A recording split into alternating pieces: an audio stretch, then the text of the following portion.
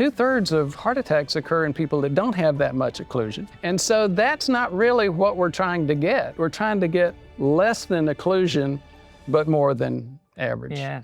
Dr. Ford Brewer, thank you so much for joining me. Thank you so much, Bret, for having me. It's very exciting. And the stuff that you guys did contributed to last night. Absolutely incredible. Well, thank you. Well, let's talk about last night. So it was an exclusive screening of the Cholesterol Code documentary. And give us your impression, first time you saw it. So what'd you walk away with? What do you think? Well, I will start out with this because that's where my brain was going a minute ago. The Bazooki Group and the guys that you're working with right now, making a huge impact on diet and mental health. Yeah, yeah. I haven't shared this very often, but in med school, I was diagnosed with manic depressive. So very excited to hear about what you guys are doing. Georgia Eads, Chris Palmer, both of who were in the video as well as you last night. So bottom line, as I often do, I got down a bunny hole, but let me go back to your question.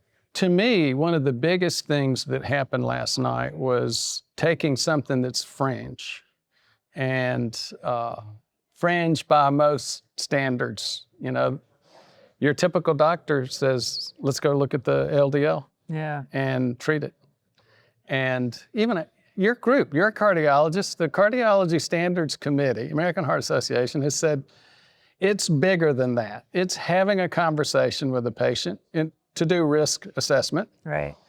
And that's not what most folks do. Yeah. They say, okay, well, what's your cholesterol? It's a 70-year-old smoker or a guy that quit smoking 10 years ago. I've got this and this and this, and you need a statin. And it should be more complicated than that. So let's talk about that. So we're talking about cardiac risk, and in your practice, you focus on, evaluating people's cardiac risk. And even though, you could say maybe the center stage was cholesterol, there was another center stage of cardiac imaging that was in the documentary. So what did you think about the way cardiac imagery was portrayed? And do you think that would impact someone's practice after watching this documentary?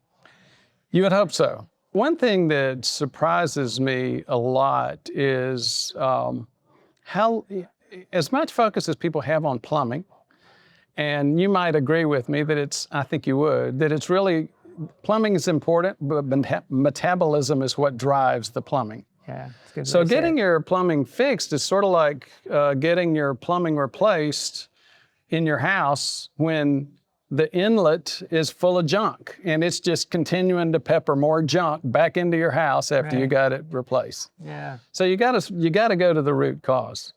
But you're a cardiologist, and you mentioned it to me once, I think back at the low carb thing. You looked at me kind of funny and said, aren't you doing that weird? You didn't say weird, but I could tell. CIMT. So I do a little bit of CIMT. I learned it in the past from a fellow named Brad Scher. Now, a lot of people that watch my channel would comment and say, well, why didn't you use CIMT? And I recently did a video on what's the best way to image. The best way is not necessarily the least expensive.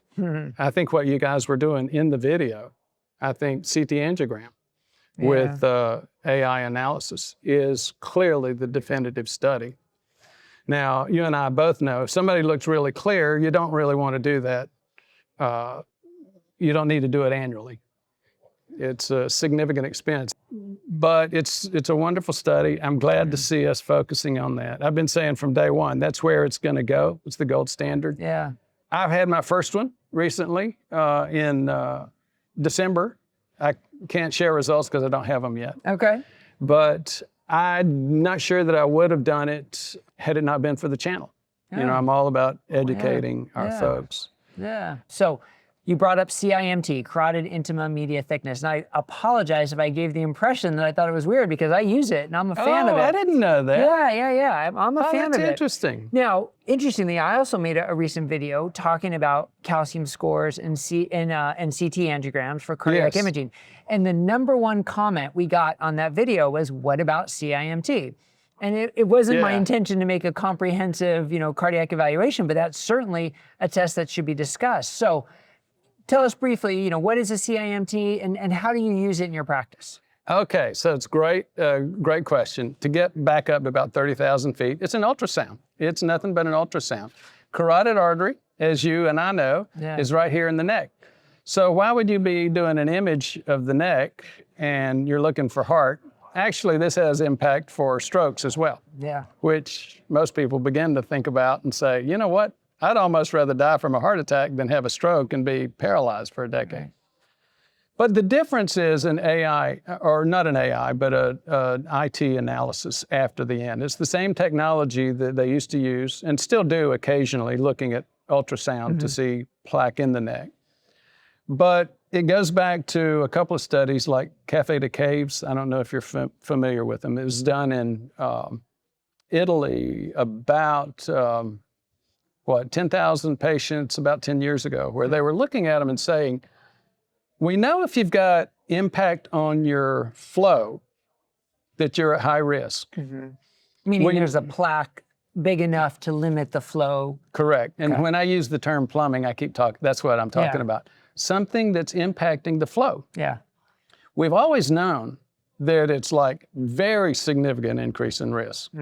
We've also always known, and the Heart Association Standards Committees recently, about 4 years ago, said, I think I heard you mention it. If you've got zero plaque, you really don't need a statin either. Well, from a calcium score, with a calcium score of 0, they can risk stratify you, which often means no statin is needed based on their calculations. I'd argue with that because there are guys that study plaque a lot, like myself, and some others have said, yeah, but what if it's all soft plaque? Well, that's the question. And that's exactly the case. Calcium score is not really the correct study for that.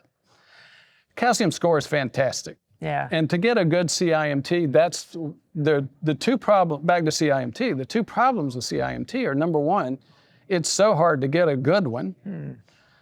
And number two, even when you get a good one, people focus on the amounts, the numbers, what's your quote arterial age, and that's really subjective in terms of interpretations. Anyhow, back to the Café de Cave study. What they found was, whereas you may have an 8 or 10 or more increase in risk once they can see plaque that impacts flow. The question is plaque that does not impact flow. And they saw huge increases in risk there. So that's the whole point behind the CIMT. Finding plaque that doesn't really impact flow, but clearly impacts risk. And we know that from stress tests. As you know, the standards committees have all said, we're doing way too many stress tests. And by the way, stress tests don't predict heart attacks. All they're going to pick up is a narrowing that is severe enough to limit the blood flow, but won't tell you anything about whether you have 10, 20, 30, 40% buildup of plaque there, which is really what you want to know for prevention. So it's hard, you said it a couple times, it's hard to get a quality CIMT, which is a big part of the barrier of using it more, because it's not just the standard ultrasound that any radiology facility can do. So why is it so hard? Well, you've got some chicken and egg issue. Number one, you've got the garbage in, garbage out research thing, where people that didn't know how to do these, very, very poor quality, did them and published junk, garbage. So folks like the Standards Committee look at that and they say, well, this is junk. We're not gonna use it. Insurance companies, on the other hand, look at what the Standards Committees say, and they say, well, it's not reimbursed by insurance. So there's a good reason, and the reason is it's junk. So that's, to me, you don't get something reimbursed by insurance, and you're not gonna get 99% of doctors out there ordering it or learning it. If they're not ordering it, they're not gonna learn it. Right.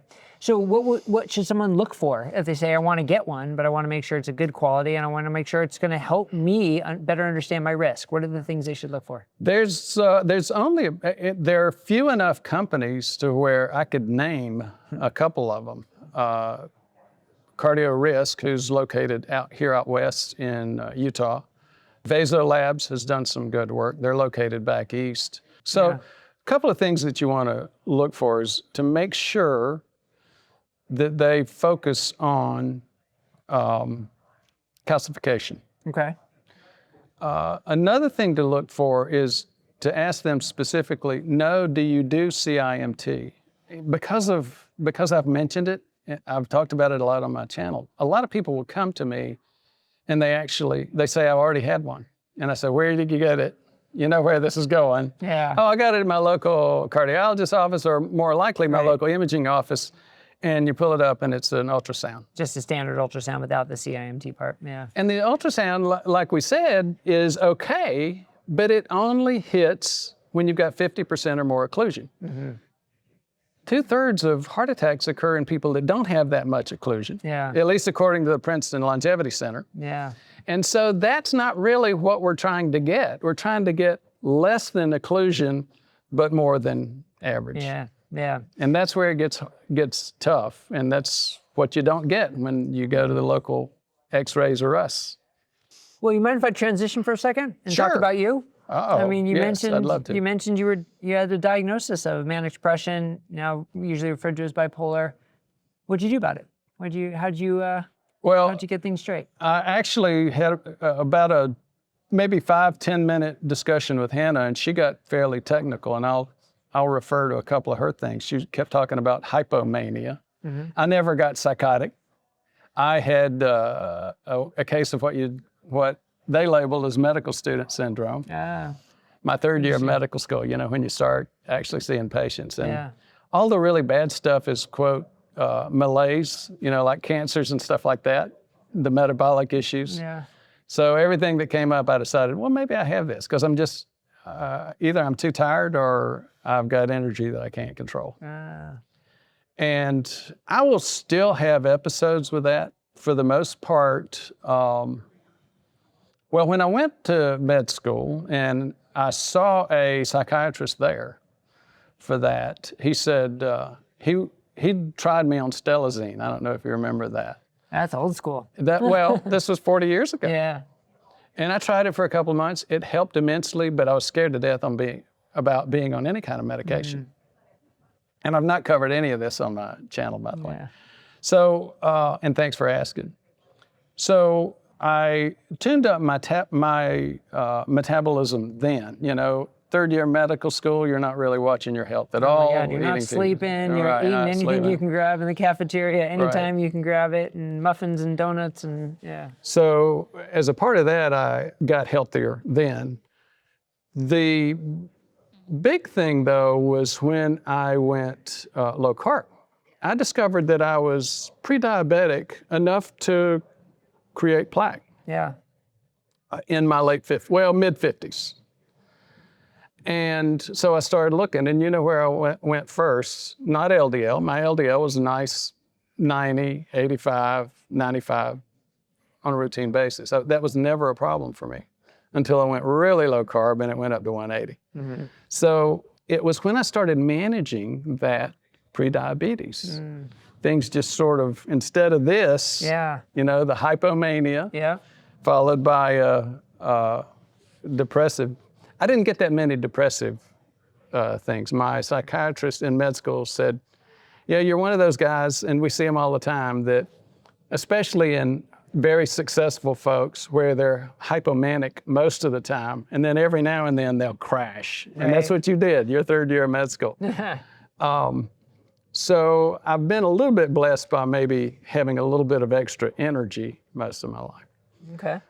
But again, I haven't had a chance to speak to you that much about it, but I talked with Hannah and some of the other folks from the Bazooki group. I'm just so excited about seeing the focus on mental health. Yeah, I'm glad to hear it helped you as well. Improving lifestyle, improving your diet, going low carb. I mean, it's just, we can't hear enough of these stories for sure. I'm sure. So you've mentioned your channel a couple of times. Tell us about your channel for those if they haven't seen you before or seen your channel. And maybe it's that extra energy that's helping you be so prolific in your channel too. So tell us what it is and what your focus is. We started off very prolific. We're a little bit less prolific now and focusing a lot more on quality. It's a channel. We changed the name. We found out years ago that people searched by my name. That was what they remembered, not the other PrevMed Heart Risk or any of that. It's Ford Brewer, F-O-R-D, Brewer. Ford like the car, Brewer like Milwaukee. And we're all about this. It's low carb. Like most folks in the low carb community, you don't see 100% agreement between all of us on everything. For example, I'm the weirdo about a plaque and defining exactly what plaque looks like and what kind of risk that creates, or where it's showing that you're decreasing risk, like getting calcification. Another place that's a little bit weird for our channel is that we actually use medications. GLP-1s, for example. And I was asking Hannah this morning, does the Bazooki group, do you guys have a single policy against or for? You talk to most YouTube low-carb content creators, and I think partially because it's so popular now, most of them are adamantly against GLP-1s. Yeah. We use them, and I think a couple of things. Number one of the criticisms is that you lose muscle. Mm-hmm. I've gained about 20 pounds of muscle since I started a GLP-1 3 or 4 years ago. Oh, yeah? Yeah, and it's really much more about how much exercise and the right kind of exercise that you do. Well, and that's it, right? Is it the GLP-1 as the end-all be-all treatment, see you later, or is it we're going to use this as a tool, but institute other tools as well to make sure it's being used appropriately, responsibly, and improving your overall health, metabolic health, body composition? So when you ask if we at Metabolic Mind or Bazooki Group have a position, I mean, I guess we don't have an official position, but that would be my personal position, that they are a tool that can and should be used, but not as the end-all be-all treatment, standalone treatment. That's where I think it fails us more than it helps us. I couldn't agree more. I hear you say that, and it just reminds me, it takes me back to statins. Yeah. Right. You know, there may be times that statins are appropriate. That's another place where my channel's a little not in agreement with everybody else. Yeah. But the bottom line is the overuse and abuse. Yep. I get it. I've made a living out of hiring and managing the quality from primary care docs. Mm-hmm. They're very busy. They got too many things going on. Insurance has really made a lot of their life very difficult. But again, the right thing to do is the right thing. And bringing somebody in, taking 7 minutes, which is the average, and throwing a statin or now a GLP-1 or a statin and a GLP-1 is not the right thing to do. Right. Right. I appreciate that perspective, and thank you for joining me. I'm glad you're able to experience all this excitement here at CoSci and at the Cholesterol Code last night, and I look forward to seeing more on your channel, so thank you. Thank you. I appreciate it. All right. Thank you for watching. If you want to see more, check out these recommended videos. Also, if you haven't already, don't forget to subscribe to our channel to stay up to date with our content and help us expand the movement. And if you want to sign up for our newsletter, access our resources, read the latest research, or check out the Think Smart framework, click here to visit our website. See you on the next video.